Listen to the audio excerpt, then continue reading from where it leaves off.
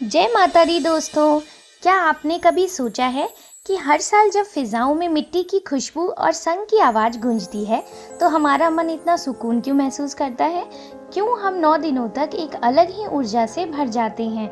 आज का ये वीडियो सिर्फ एक कहानी नहीं बल्कि एक यात्रा है माता रानी के उन स्वरूपों की, उस भक्ति की जिसने पशु बल को हराया और धरती पर धर्म की स्थापना की। आज हम जानेंगे नवरात्रि क्यों मनाई जाती है, माँ दुर्गा के 9 रूपों का रहस्य और माँ वैष्णो देवी की वो अमर गाथा जो हर भक्त के दिल में बसी है।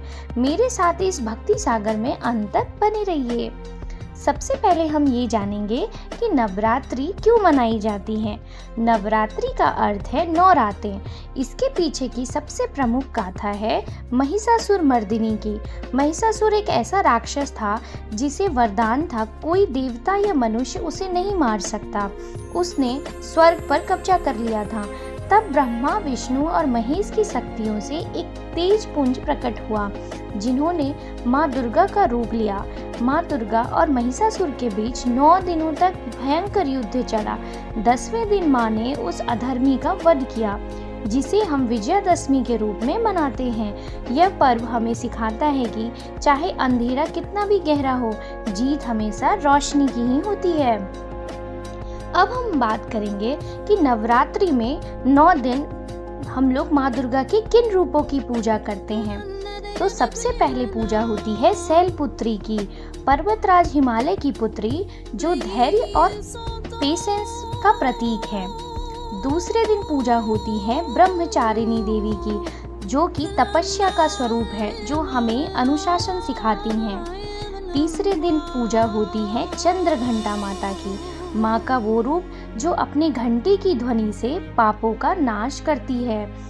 चौथे दिन पूजा होती है कुष्मांडा माता की जिन्होंने अपनी हल्की मुस्कान से ब्रह्मांड को उत्पन्न किया था।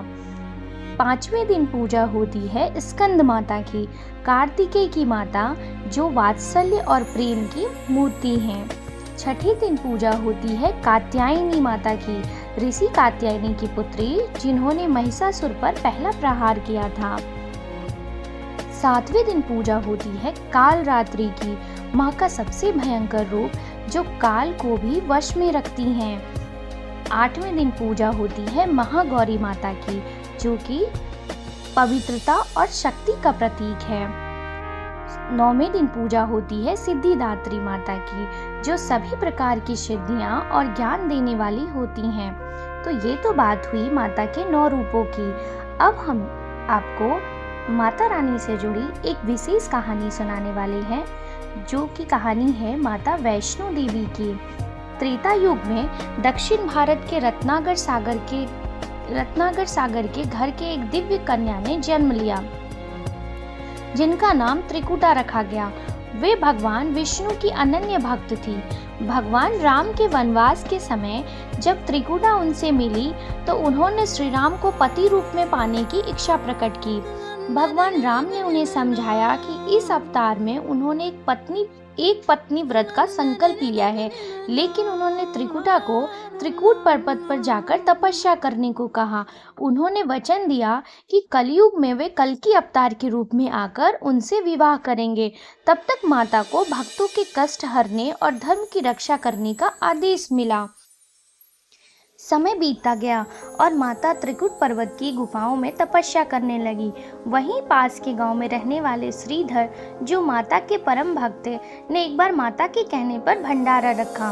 उस भंडारे में गुरु गोरखनाथ के शिष्य भैरवनाथ भी आए। भैरवनाथ ने जब माता के अलौकिक सौंदर्य और शक्ति को देखा तो उसके मन में अहंकार और माता को प्राप्त करने की जिद जाग गई। माता वहां से त्रिकुट पर्वत की ओर चली गई, लेकिन भैरवनाथ ने उनका पीछा करना नहीं छोड़ा। बाण गंगा प्यास लगने पर माता ने धनुष से एक बाण चलाया जिससे जल की धारा निकली। यहाँ माता ने अपने केस धोए थे। चरण पादुका, माता ने यहाँ रुककर पीछे मुड़कर देखा कि भैरव कहाँ है। यहाँ उनके चरणों के निशान बन गए। अर्धकुमारी, माता यहाँ एक छोटी सी गुफा में 9 महीने तक तपस्या करती रही जैसे बच्चा गर्भ में रहता है। जब भैरव वहाँ पहुँचा तो माता गुफा की दीवार फाड़कर बाहर निकल गई। अंत में माता ने भवन के पास पहुंचकर महाकाली का रूप धारण किया और अपनी तलवार से भैरवनाथ का वध कर दिया। भैरव का सिर कटकर घाटी में दूर जा गिरा, जहां आज भैरव मंदिर है। मृत्यु के समय भैरवनाथ को अपनी गलती का एहसास हुआ और उसने माता से क्षमा मांगी। माता जो दया की सागर है, उन्होंने न केवल उसे क्षमा किया बल्कि वरदान भी दिया, जो भक्त मेरे दर्शन के बाद तुम्हारे दर्शन नहीं करेंगे उसकी यात्रा कभी पूरी नहीं मानी जाएगी। वैष्णो देवी में पिंडी के रूप में माँ विराजित हैं।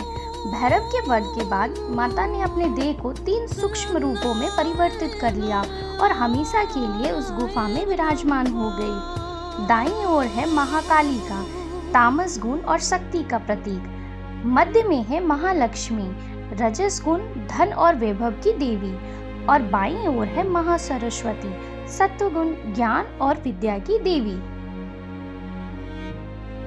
वैष्णो देवी के अलावा माता की कुछ अन्य भी प्रसिद्ध मंदिर मौजूद हैं, जैसे कि कामाख्या देवी जो असम में है, जो शक्ति का केंद्र मानी जाती है। ज्वालाजी जो हिमाचल प्रदेश में है, जहां बिना तेल बाटी के सदियों से ज्योति जल रही है। तीसरी है मीनाक्षी अम्मा मदुरई, अद्भुत वास्तुकला की प्रतीक।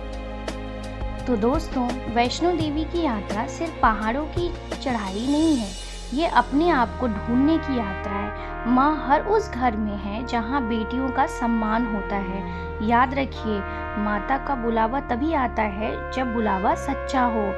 अगर आप इस साल माँ के दरबार जाना चाहते हैं तो कमेंट में अपनी मन्नत लिखिए और जय माता दी लिखकर इस वीडियो को 5 लोगों के साथ शेयर कीजिए।